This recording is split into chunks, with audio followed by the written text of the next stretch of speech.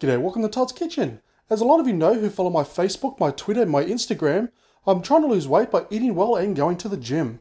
And now with eating well, I'm replacing bad ingredients with better ingredients. Say quinoa for example. And I'll be using that in future recipes, but to help you cook it, because it's a little bit different, I'm going to show you in this video. So join me today as I show you how to make quinoa.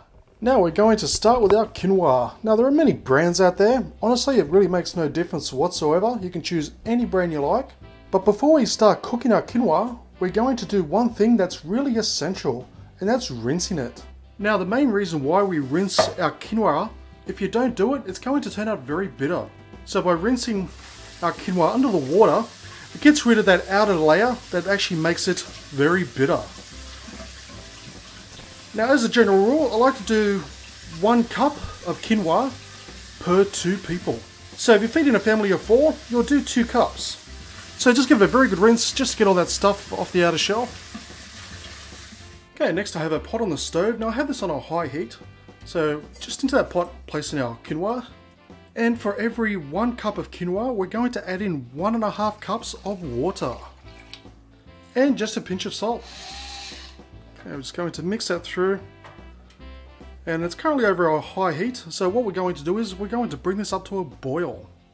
Now there are a number of ways to do this. Now I'm just using normal water for this one, but depending on the flavour of the dish, there are a number of other ways to do it as well. Say you're having a chicken dish, it's actually good to use chicken stock instead of water.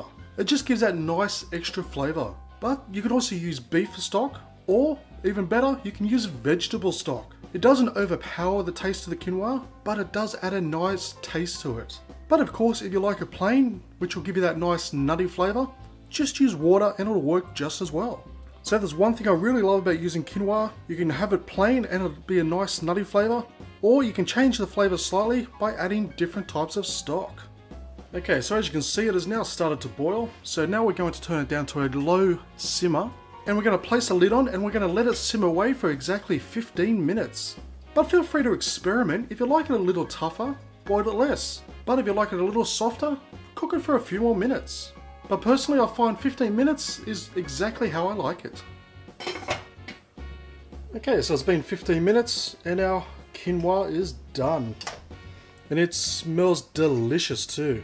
It has a lovely nutty smell. So just before you serve, just give it a quick fluff up. So with a fork, and it's ready to go on any dish. So it's actually very simple and easy to cook, but the best thing is, it's a nice alternative to rice or pasta. But no matter what type of dish you have it with, or what type of stock that you choose to use with it, it's still going to taste simply delish. So next time you have a recipe that calls for rice or pasta, give this one a go, and please let me know what you think. So thank you for watching this episode of Todd's Kitchen. Please check the links down below to my Facebook, Twitter, Instagram and Home Handy Hints channel.